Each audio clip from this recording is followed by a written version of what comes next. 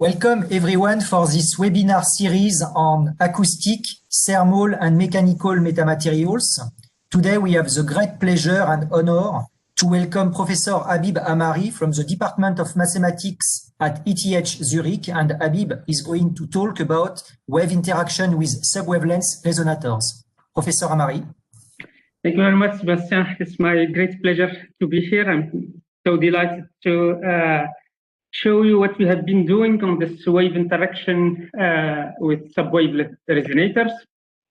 So as you know, a challenging problem in physics is to focus, trap, and guide waves at subwavelength scales. What I aim at in this talk is to present you a mathematical framework in order to achieve this using microstructure resonant media, where the building block microstructure is subwavelength resonance. So this is my aim. So we will construct kind of unified mathematical theory in order to achieve this focusing, trapping, and guiding of waves at subwavelength scales using these subwavelength resonators. So what's a subwavelength resonator? Is a resonator with the size which is much smaller than the wavelength. I'm going to consider two different kinds of subwavelength resonators, monopolar ones and dipolar ones, and I will discuss kind of the difference between them. So the model problem for monopolar subwavelength resonators, this is the simplest I know, is the Helmholtz equation inside the resonator. The resonator is G with material parameters rho and kappa. The similar Helmholtz equation outside with different material parameters, and we have these transmission conditions on the boundary of this resonator. As you can see here, this is the transmission condition. There is a jump on the normal derivative of the field U, and I'm assuming that delta, which is rho b over rho, is extremely small. So my subwavelength resonator is with high contrast. There is high contrast in this material parameter rho, while I'm assuming that the wave numbers are similar inside and outside the resonator. So you have two Helmholtz equations, two transmission conditions. You have a small parameter. This is your high contrast, and I will show you that this problem here has a resonance, has an eigenvalue in the complex plane, if you like, which is very close to zero, which is associated with wavelengths several orders of magnitude larger than the size of the resonator D. Near that frequency, near that resonant frequency, the scatter D will behave like a strong monopole scatter of waves. And this is, I will show you a few formulas in few slides. For the dipolar subwavelength resonators, similar equations, Helmholtz equation inside the resonator, Helmholtz equation outside, but now this material parameter, rho b, which is the material parameter inside, is frequency dependent with negative real part over certain frequency range. And I will show you that there will exist frequencies omega for which there is a non-trivial solution of this. This is what that means, resonant frequency. That frequency is associated with wavelengths several orders of magnitude larger than D, than this resonator. And near those frequencies, the resonator D will behave like a strong dipole scatter of waves. So I have two kinds of this, two Helmholtz equation.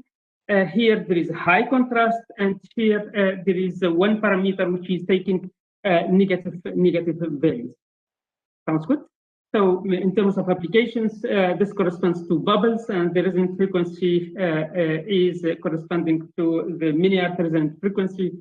And this model here corresponds to plasmonics, a simplified model for plasmonic resonance.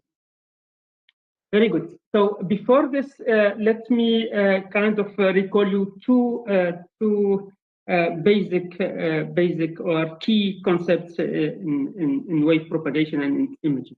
First one is about resolution, about super resolution. So the resolution, as you know, is the smallest detail that can be resolved. So let's consider this Helmholtz equation, Laplacian plus k squared plus v, where v is the real value, compactly supported potential. And let's compute the green function emitted at or with source point x0 here.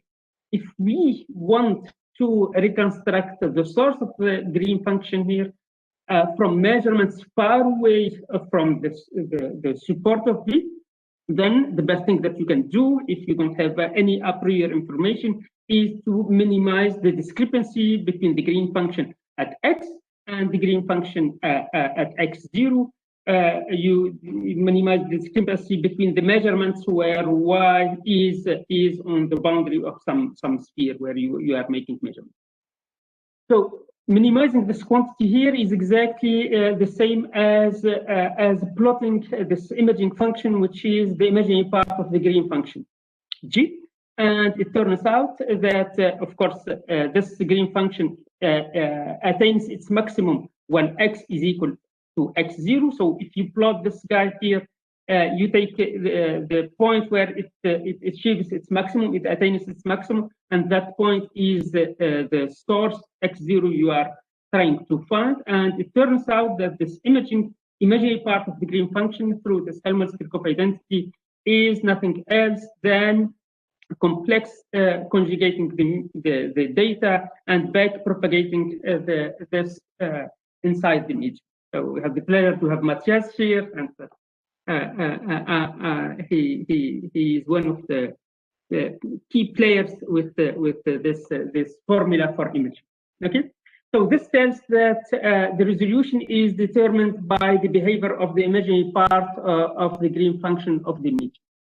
So this imaginary part of the green function behaves like the point spread function. This is the point spread function of your imaging function. This is equivalent to somehow it's complex conjugating the medium and complex conjugating the data and back propagating the data inside the medium is the best that you can do in the L2 sense, because it's equivalent to minimizing this discrepancy L2 function. This point spread function, if it looks like point-like the more point-like is, the sharper is the resolution. So the main question, if you want to achieve the super resolution with the sub-wavelength resonators, is to design the potential V, that the effective potential V, such that this imaginary part of the green function attains a very sharp peak around the point X. Sounds good? Now, the second key concept is, all of you are very familiar with this, you know this better than what I do. So take a resonator, repeat it periodically, you construct a crystal. If you are interested in finding the band gap of that crystal, then you use this spectrum theorem for self-adjoint elliptic operators with periodic coefficients, which says that the spectrum of the operator is the union of these intervals here, where mu L are the discrete spectra of the operator L alpha, and L alpha is the quasi-periodic operator associated to L, and is defined as the Fouquet transform of the operator L, where the Fouquet transform is given here, and alpha is the quasi-periodicity, and it's in the Brillouin zone I plotted.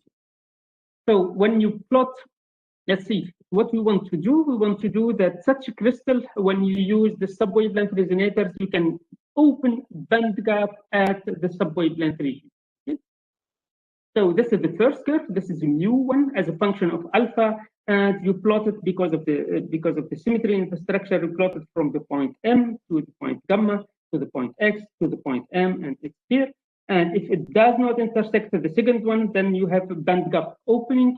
Any frequency here cannot propagate inside the medium, and if that band gap is sub-wavelength 1, then frequencies with wavelength much larger than the unit cell cannot propagate here. And you can use this band gap in order to demonstrate cavities and waveguides, and this is what I will show you in right? So we have all the tools now to start. And now, if you think about it, I have a system, either a crystal sub-wavelength resonator repeated periodically, or I have a finite but large number of the sub-wavelength resonators. So I want to study this. If I want to study this, I can distinguish two regimes: the dilute regime and the non-dilute regime. And the results and the methodology or the tools I can use or I should use are completely different. Okay, so I will explain this. So what is the dilute regime? The dilute regime is the regime where the fraction of the sub-wavelength resonators, the volume fraction of the sub-wavelength resonators is small. If you are in this regime, you can work out an effective medium theory. It's not the standard one because of this resonant effect. And what you can prove that slightly below the free space resonance frequency of a single resonator, the medium behaves like a high contrast medium. And inside this high contrast medium, you can achieve super resolution. I will explain. It's a tricky stuff, but I will explain. But at least you have a high contrast media, and you may be able to achieve super resolution imaging inside that medium, unless the medium is infinite and then the wavelength is small and then you have super resolution. But this is not the interesting stuff. You have a finite number of resonators, so your effective material will be high contrast, but outside is the background medium, and what you want is to achieve this super resolution effect. If you put an emitter inside, you can detect it from the far field with a resolution which is smaller than half the wave.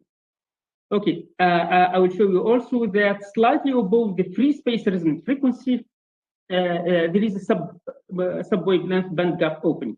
So everything is in this regime is in terms of the free space resonant frequency, and it makes perfect sense because these resonators, they don't interact too much. Okay? Now, in the non-dilute regime, the interaction between the resonators is strong, and therefore you cannot work out, or you cannot derive the effective medium theory for this case. What I will show you is a high frequency homogenization techniques where part of the wave, I will decompose this block modes onto envelopes. For that envelope, I will write down homogenized equation, but the envelope times highly oscillating function, and that highly oscillating function will be responsible for the super resolution. So slightly below critical frequency, I will show you the super resolution effect. That critical frequency is different from the resonant frequency of one particle in the free space. Okay, slightly above that critical frequency, there is band gap opening. As I said, this critical frequency is different from the free space resonant frequency. And using the fact that there is a sub-wavelength band gap, I will demonstrate cavities and waveguides of sub-wavelength dimension. Okay. Unfortunately, this looks great, but it's not robust with respect to geometric imperfections. So we need to go through this topological properties and design the right structures for which trapping of waves and guiding of waves will be robust. Very good. So now let me start. So what we can prove for this monopolar what it is, the monopolar model, this one, we can prove that there exists frequency omega, which is in the sub-wavelength regime, which is a resonant frequency, for which there is a non-trivial solution to my system of Helmholtz equation. That frequency, I have its asymptotic expansion, has a real part which behaves as a square root of my contrast parameter, and an imaginary part which behaves like my contrast parameter, which is delta. One is square root and one is delta, And the leading order term, this is the leading order term, this is the real part of the leading order term, is in terms of the capacity of the resonator and its volume. So this formula holds for arbitrary shaped geometry. Right, the capacity here is defined as minus the average of the single layer potential minus 1 of the function 1. So the single layer potential is the convolution with the fundamental solution of the Laplacian is defined here. So the capacity, you may think about it, there are many definitions of this capacity. I'm using the one coming from harmonic analysis, right? So, and in terms of the single layer potential. So this is the resonance frequency of one resonator in the free space. If you make the resonator smaller, then you make this resonance frequency higher. Okay. Because of this, it depends on the capacity over the volume, and you make that one that one higher if you shrink your resonance. Okay. Now for frequencies near the resonance frequency, if you eliminate your resonator, the scattered wave will be some scattering coefficient which blows up for frequencies close to omega m. This is the real part of my resonance frequency, and it's a monopole, and the scatter behaves like a monopole scatter, because the scattered wave is some constant times the incident wave at the location of d of the resonator times the Green function. So this is monopolar resonance frequency, and this is the monopole approximation of my resonator, subwavelength. Here, as it's written, the Green function is the fundamental solution of the background medium, which is associated to this Helmholtz operator Laplacian plus k squared. Okay. So there is a scattering enhancement near the monopole resonance frequency. How to prove this? You formulate everything in terms of some integral equation. You have some operator which depends on omega and which depends on this contrast parameter. Psi is equal to f. What you want is to find the characteristic values, which are basically this is nonlinear eigenvalue problem. So you think about it like a characteristic value. So you need to find for given delta the characteristic value of this operator here. Turns out that for delta is equal to 0, the characteristic value is 0. So and this is clear from our equations here. Assume that delta is equal to 0, then the interior problem is disconnected from the exterior problem. And the interior problem is just you can take omega equal to 0 as an eigenvalue, because you will get the Laplacian u is equal to 0, and you get the normal derivative from inside, which is equal to delta this one, but for delta equal to 0, the normal derivative from inside is equal to 0. So this is u can be constant. You take u constant, and the constant function is associated to 0, which is an eigenvalue, the first eigenvalue of minus Laplacian with Newman boundary condition. Okay, but since this is a kind of open resonator, then this resonance, this 0 will go into the complex plane, will be very close from 0, and this is what the formula shows. The formula here, it shows that this will be very close to 0. That's why it's a subwavelength resonance. And how you work out, how you find, or how you establish this asymptotic formula. Actually, you have an explicit formula, an exact formula of the resonance frequency of the problem I showed. This is using this Gobert-Segal theory. So the omega m is the integral over some complex neighborhood of 0.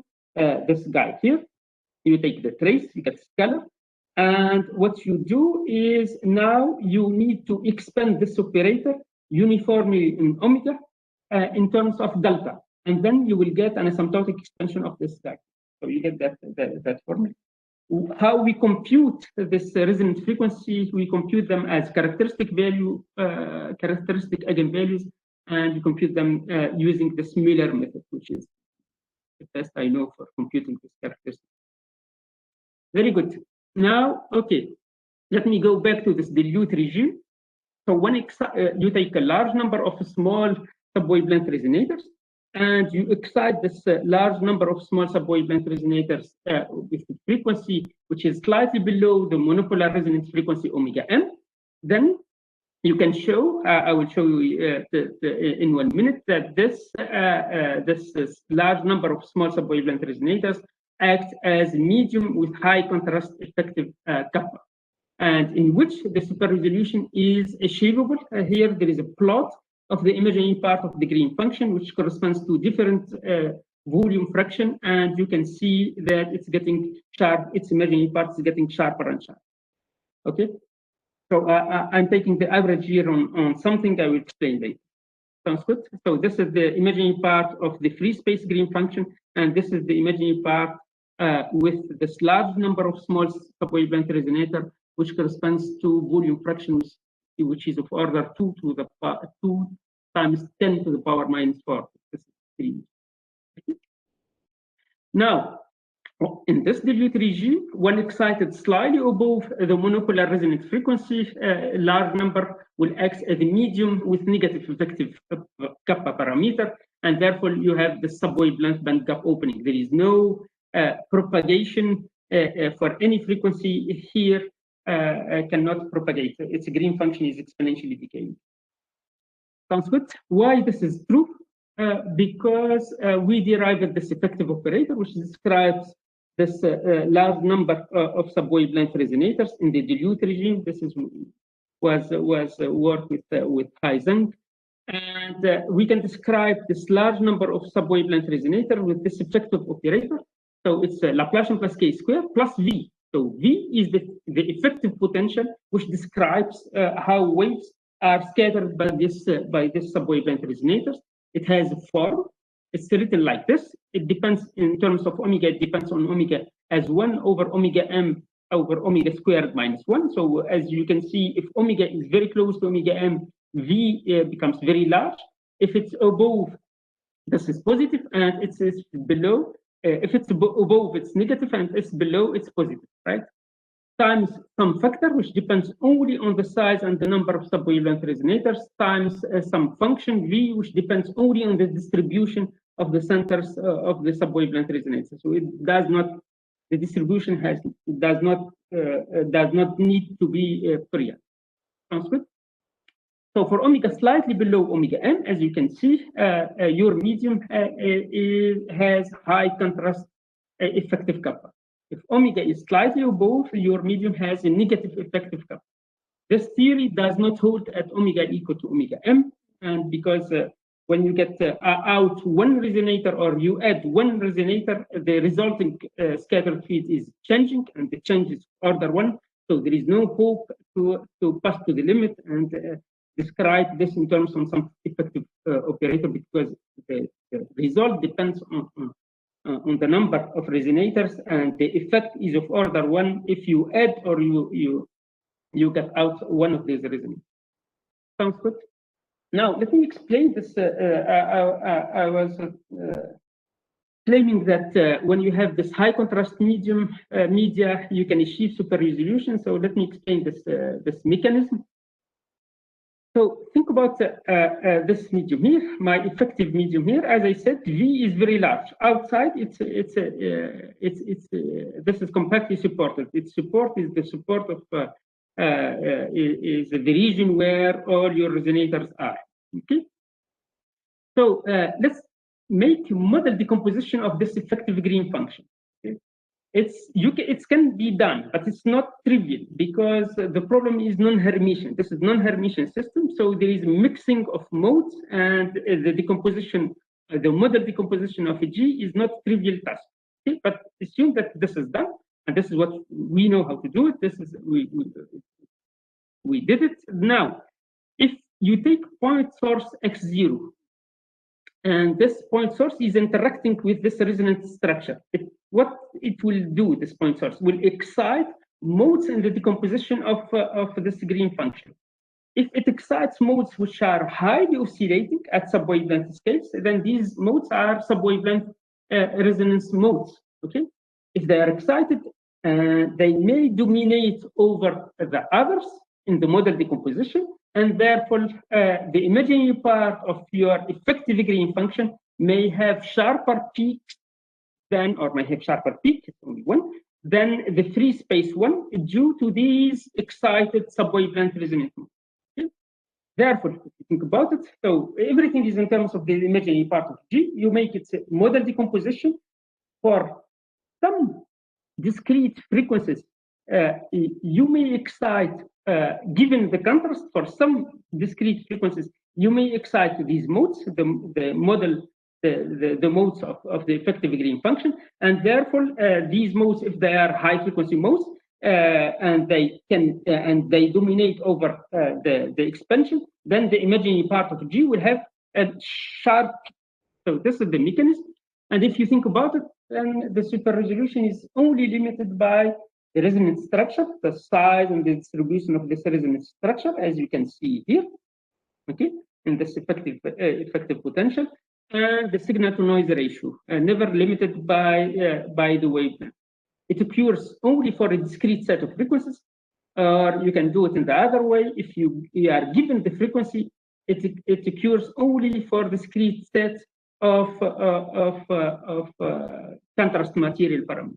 Okay? Sounds good. Now, how to excite them instead of sending monofrequency wave, you send kind of a broader spectrum, slightly below this omega n, and then you are sure to excite one of them. So this is what those plots were for. Now, how about the non-dilute regime? It's getting more interesting, right? So in the non-dilute regime, so we proved that there is a subwavelength bandgap opening slightly above some critical frequency. That critical frequency is always at M because of some symmetry on the structure. I will show. And we also developed a technique, a high-frequency homogenization technique, in order to understand the behavior of this first block mode near this point here, near the M. Okay. So how to do this? So this curve here, the first curve here, we can have its asymptotic expansion in terms of our contrast parameter.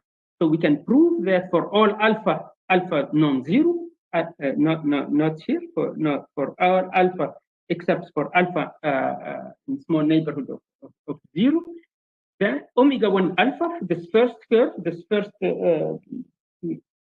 dispersion curve, this first eigenvalue as a function of alpha, it's omega m, the resonance frequency, the free space resonance frequency, times the square root of the ratio between the quasi-periodic capacity and the capacity I introduced.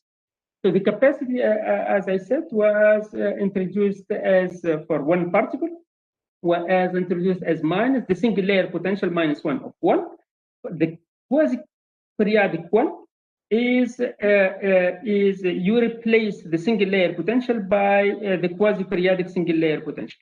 So this is the capacity if you put your particle in a box and you impose this quasi-periodic condition on the top of your box. Okay. Sounds good? Sounds good.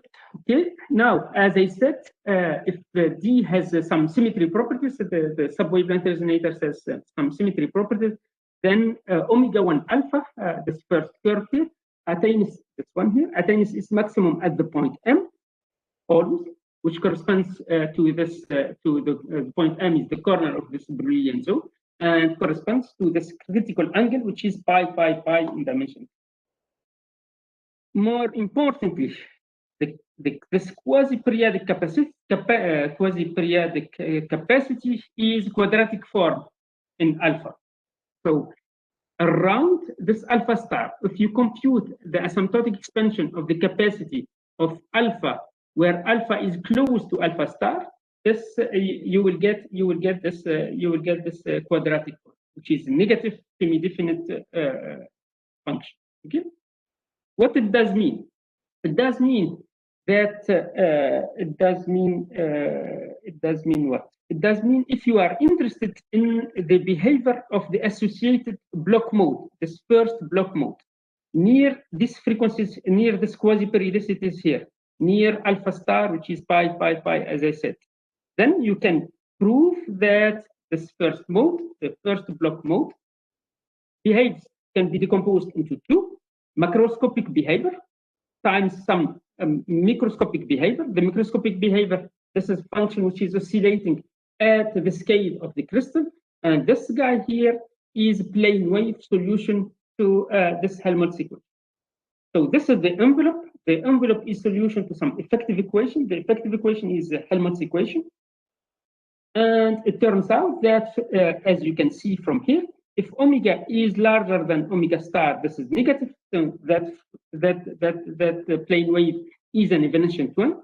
And if omega is slightly below omega star, then it's an oscillating one. So this is what is here.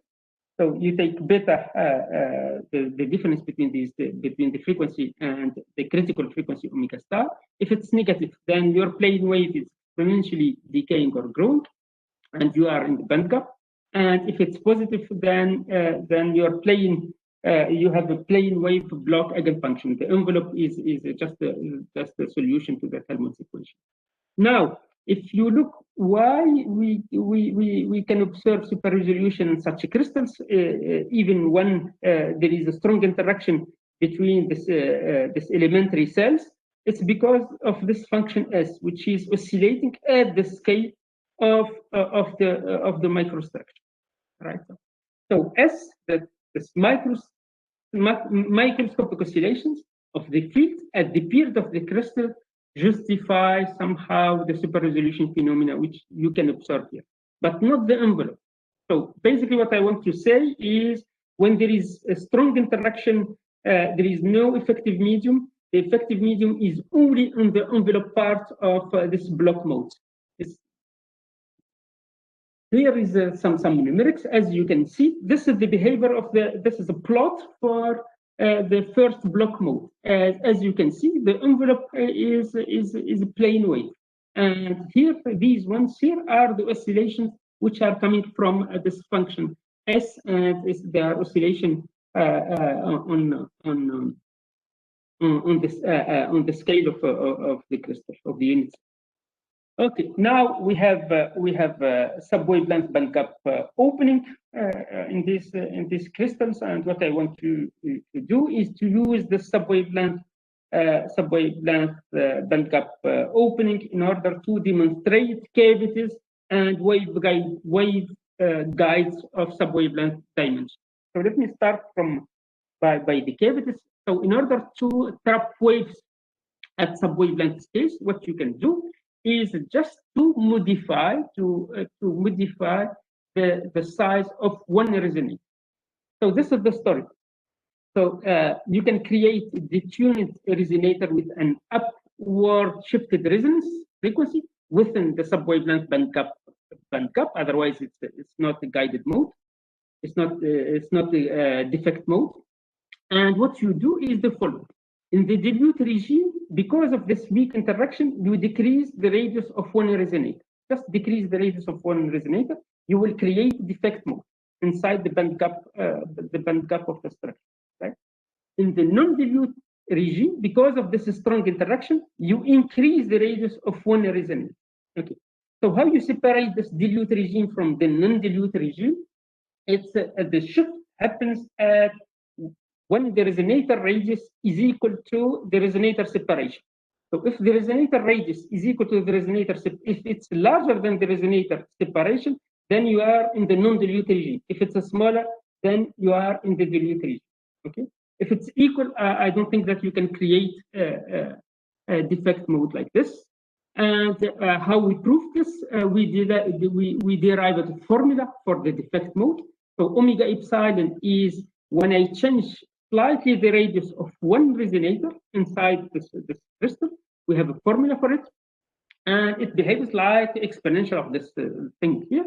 You look at this quantity here, you plot this quantity, it changes psi, and in the dilute regime, so when the size of the resonator is smaller than the separation regime, then epsilon has to be of the same, or epsilon has to be of the same sign than this one here. So you take it negative because this one is negative. So you decrease the size. When this is positive, you increase the size, and this is the strong interacting region. Sounds good. And you can see here you have a guided mode within the band gap, within the sub-wavelength band gap of sounds good. So you can prove that it exists and it behaves like this. And depending on which regime you are, either you increase or you decrease. Okay, these are plots of the real part of the defect eigenmode. Now, what to do for the line defect? So let me here one more comment. In this case, we can create by slightly changing the structure, the radius of one resonator. We can create a sub-wavelength defect mode, which is this is not the case for photonic crystals or phononic crystals, not sub-wavelength ones. If you want to create a defect mode, you need a large change in one cell. Otherwise, you cannot support a defect mode inside that cell. Okay. Sounds good. Now, how about the line defect? Line defect, we change the size of one line of the sub-wavelength resonators. This change has to be a large perturbation of the radius. You cannot make it with a small perturbation of the radius. I will show you this. I will show you why. So what you want to prove? You want to prove that you can localize and guide waves along this line defect. And actually, this is what we did. We derived a similar formula to the one here, but the main difference is you cannot make it with the main difference. There are two. You cannot make it with small changes because of the curvature of this curve, the imperturbed curve. If you change slightly the sizes here, you will never get your defect band totally inside the band gap. Okay, you may get part of it totally inside, the one corresponding to here, but not the whole thing. And if you want to guide this waves, you need to prove the absence of bound modes. So waves cannot be standing waves inside, which means that you need to prove that this curve here is not flat. Nowhere is flat, okay? Which is mathematically speaking it's hard. So this was achieved by Eric and Sanyon in this paper. That was great achievement. Very good. Now this is the structure. This is the guiding of the waves. Great. So before discussing how to make this robust, let me show you briefly how you make the medium double negative with double negative material. Okay. So as I said, if you take one resonator and you take a large system of these resonators in the dilute regime, you can make one of the parameters negative, but not both. And the reason is because each of these resonators is approximated by the monopole. There is no way to make both material parameters negative with those monopoles. You need monopoles and dipoles. How you get the dipole? You take a dimer and you repeat the dimer somewhere. Okay, you make a structure. This is the unit cell, and you repeat it, and you take this dilute regime. And this dimer here, you can prove that it behaves like a dipole and monopole. How you can do this? Again, so for one resonator, I introduced this capacity, right? For the crystal, I introduced this quasi-periodic capacity. Here, you introduce a capacitance matrix because you have two. So you introduce this capacitance matrix by this. And this capacitance matrix is used for what? We start with PD, with a partial differential equation. Okay, we want to compute the resonance of that partial differential equation, the eigenmodes, if you like, of that partial differential equation. what we proved that instead of doing this at the continuous level, you can do the same, but at infinite dimension for finite dimensional problem. So when you compute the eigenvalues of this capacitance matrix, you get approximation of the resonant frequencies of the PDE at the leading order term in your material parameter delta. Sounds good? So this capacitance matrix is kind of a fundamental tool for us. So we are reducing everything we are reducing this continuous modeling to eigenvalues and eigenvectors of this capacitance. So capacitance matrix is here defined by this, where psi1 and psi2 are such that their single layer potential is equal to 1 here, 0 here, and the other one 0 here and 1 here. This is C, is positive definite, symmetric. For identical balls, you can compute it explicitly using this bispherical harmonics. And when you diagonalize this, compute its eigenvalues, you can prove that it has 2. And these 2 are at the leading order approximation of the resonance of our PDE. They are given by this. In terms of the interest of this capacitance matrix, these ones are the hybridized resonance frequency. Okay? They are the hybridized resonance frequency. One of them is corresponding, the highest one is corresponding to the dipole, and the lowest one is corresponding to the monopole. Okay. Now, the approximation of the scattered field is a monopole plus a dipole.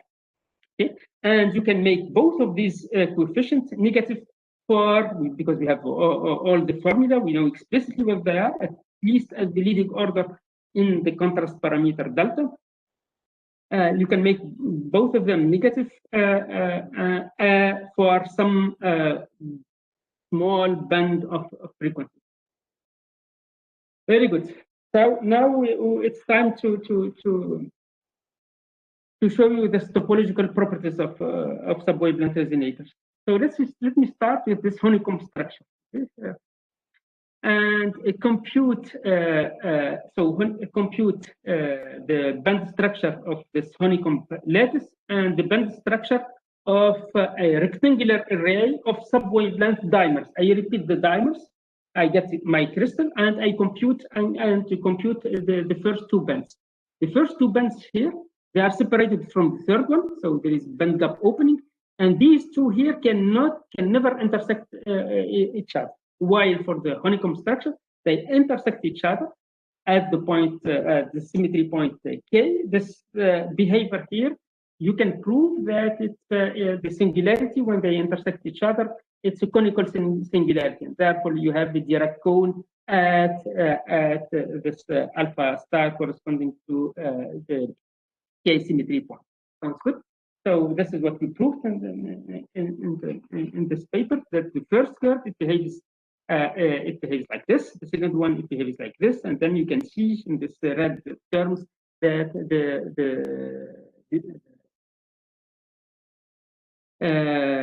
the singularity is a conical singularity, and therefore there is a Dirac cone at that point. Very good. Now, how about the eigenmodes here? What's going on? What's going on for the block eigenmodes? We proved that this block eigenmodes can written as the sum of 2 parts, and for each part is composed by slowly varying function times highly or rapidly varying function S. Each of these U tilde 1 and U tilde 2 are solution to homogenized equations. This homogenized equation is Helmholtz equation with this term here is near 0. It's closer to 0 than in the case where I have only 1 resonator. Okay? So therefore we can get near 0 metamaterials. So actually the question is not to make them here at K, but to make them at the gamma, and we know now how to do it using this modulated in time subwavelength resonators. But out of this, you can prove that near that point here, the block eigenmodes, they have this behavior here. You can the envelopes are solution to Helmholtz equations where the frequency is near 0, And these are rapid functions which are varying at the scale of the crystal. If you consider U1 tilde, U2 tilde, then these guys here are solution to the Dirac. Sounds good? These are the plots. For the honeycomb lattice, as you can see, the function U1, this function here is slowly varying compared with the square lattice of two dimers repeated periodically, which is so the frequency here is the homogenized, the frequency for the homogenized Helmholtz equation is closer to 0 than in this one. Very good. So up to now, it's great, but nothing is stable with respect to with respect to geometric imperfections. So why is this? Because we proved that there is a band here, which is entirely in the band gap for the structure, and therefore we can guide modes. But this band here is very close to this interval where waves can propagate. And the same here. This is defect mode. The defect mode. I'm zooming these curves, but the defect mode is too close. So any geometric perturbation will make this guy here lost into the propagating part, and will make this band here lost into the propagating. So the goal is to design sub-wavelength waveguides whose properties are robust with respect to imperfections. The idea is to create a chain of sub-wavelength resonator that exhibits a robust localized eigenmode. Basically, doing the same as in quantum mechanics by introducing this topological invariant, which captures the crystal wave propagation properties. And how you do it? You take one crystal, you take two crystals, with different invariants, and you join half of crystal A to half of crystal B, and because of this bulk boundary correspondence, which states that at the interface, if you do this at the interface, there is a topologically protected edge mode, which is topologically protected edge mode refers to an edge mode, an eigen mode, or guided mode, which is robust with respect to geometric imperfections. So we did this. So again, you will see that the capacitance matrix will play a key role. So classical invariant is the Z phase, is defined by this, where here our Berry-Simon connection is the integral over the sub-wavelength resonators of U alpha n for n equal to 1 and 2 are the two block modes. We have two block modes, one corresponding to the dipole and one corresponding to the mono. So this Z phase is nothing else than the parallel transport around the whole of this Brillouin zone of this Berry-Simon connection. Good. So how to compute it? So let's say take an infinite chain of resonators, resonator dimers, repeated periodically. I take a dimer and they repeat it periodically. I consider this, I know this is the distance d, and this is the distance d prime, okay? Assuming some geometric symmetries, the dimer is symmetric, and each resonator has a reflective symmetry here. Good. Now, what we proved that this Z phase is nothing else than the change in the argument of the 1-2 entry of some matrix, which is, it corresponds to the quasi-periodic capacitance matrix. It's given by this, where the fields V here are solution to some Laplace equation with some quasi-periodicity. Okay, so the phase is computed by this, and what we can prove that the cases D smaller than D prime and D larger than D prime correspond to two different Z phases. Right?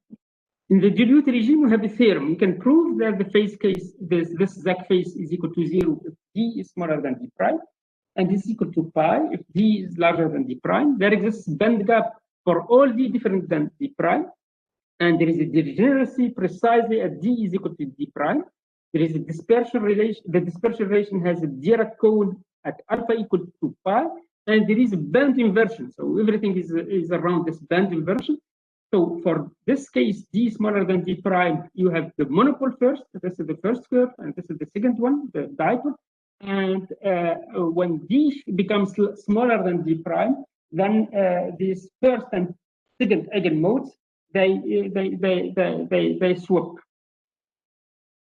So good. So you have the dipole first, and then the monopole.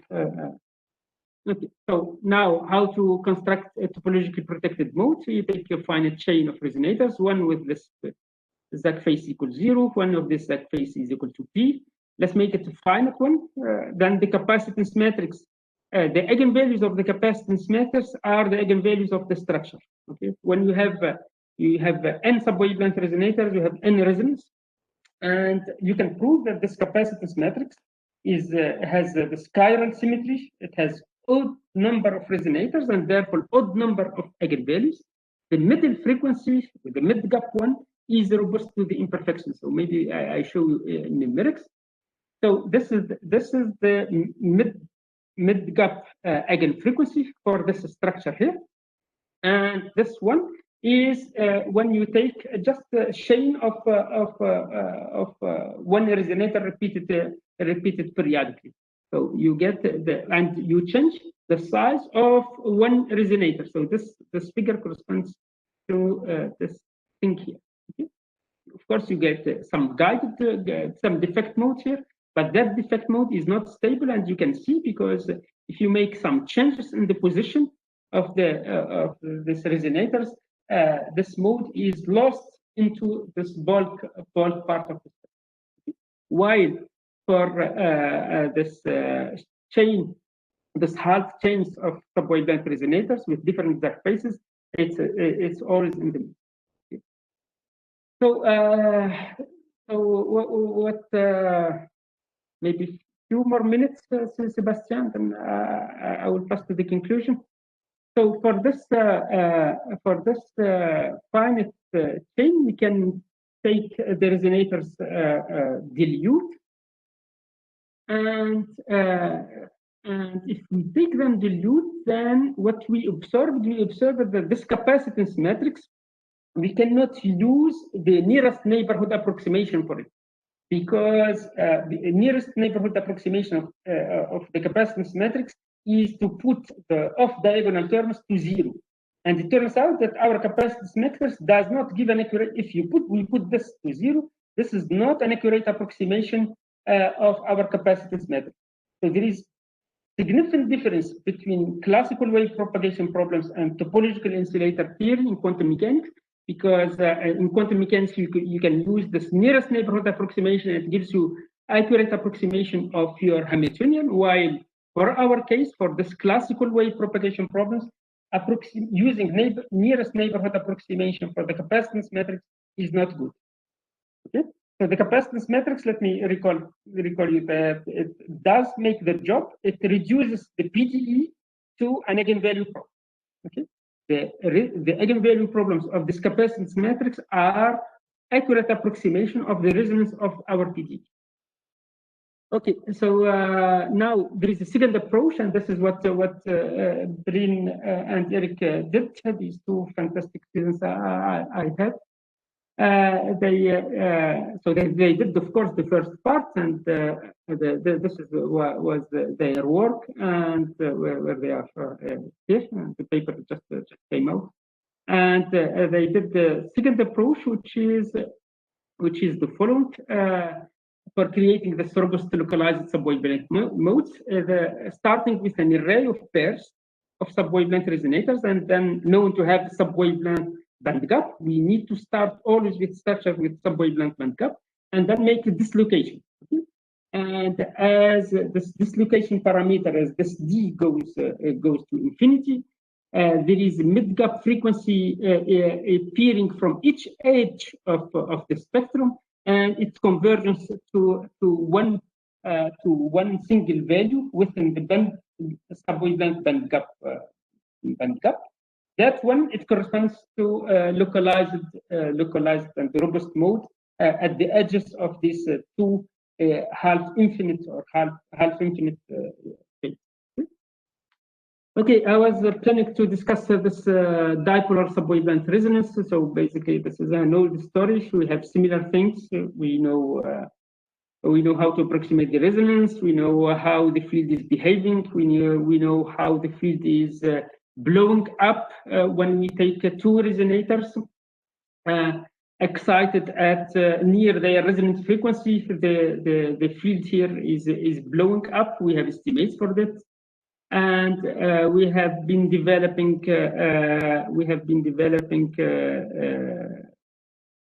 kind of a new singular hybridization model for computing this hybridized frequencies. So this is the work done by Sunman and Dirac, and this is efficient. So instead of the standard model where we hybridize these modes in the simplest way, what we hybridized first. We compute exactly the hybridized frequencies of two interacting particles, and then we hybridize them by solving a coupled mode equation for the dimers, and then we get approximation of the hybridized frequencies and for the mode. Okay, so let me conclude. So I spent 1 minute for this dipolar things, but at least what I tried to show you is mathematical and of course numerical framework. But at the end of the day, we need to compute some quantities for subwavelength wave physics. The main goal is to achieving focusing, controlling, and guiding waves at subwavelength scales, and this framework covers everything here. It provides quantitative explanation of the mechanism behind the spectacular properties exhibited by the subwavelength resonators in recent physical experiments. And if you look at the difference between this monopolar subwavelength resonance and dipolar subwavelength resonance, if you think about it, here I didn't introduce this Newman-Poincaré operator, but this is the kind of our favorite operator. It's a trace operator. If you think about it, it's where it is. It's here. It's a convolution with the normal derivative of the Green function. So I call this the Newman-Poincaré operator. And this monopolar resonance frequency are coming from the fact that 1/2 is an eigenvalue of that operator, while this dipolar subwavelength resonance corresponds to the other eigenvalues. That Newman-Poincaré operator has infinite number of eigenvalues. Those lower than 1/2 correspond to this dipolar things, and those 1/2 corresponds to the monopolar thing, right?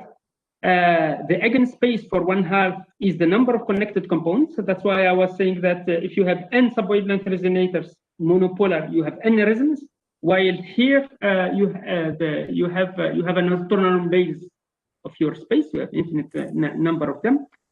For a dimer, there are two hybridized resonance frequency, monopolar and dipole. For this case here, you have an infinite number of them, which corresponds to the multiples. Here you can make double negative metamaterials, as I said, using dimers, but here you need chiralities. It's not possible for electromagnetic waves. So this is acoustic, and this is electromagnetic. Think about it in terms of application. There is a gradient to blow up. We know how to estimate the gradient blow up when you get two subwavelength resonators next to each other.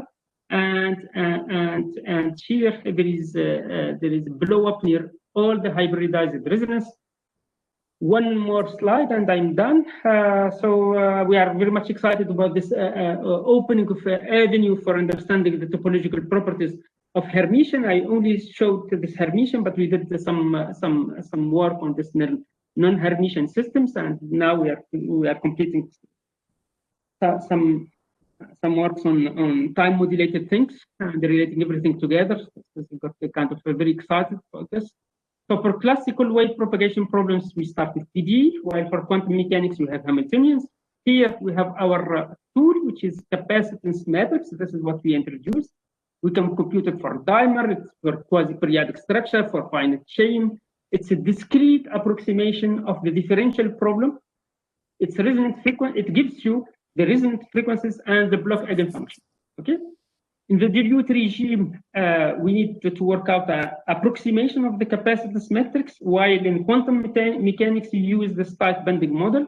And on the top of the tight bending model, you use this nearest neighborhood approximation, which is just a 3-diagonal type bending matrix, while here it's not accurate, and we have to do some to pay some price and do some interesting mathematics in order to fix this and get some results at the end of the day. So thank you very much, and yeah. Thank you very much, Professor Ammari, for this excellent talk. I would like just to stress that you took exactly 1 hour, 60 minutes. That's perfect, clear cut. And now I think it's time for questions and answers. And I guess that we have already one researcher who would like to ask a question, Mohamed Farhat. Yes, thanks, Sebastian.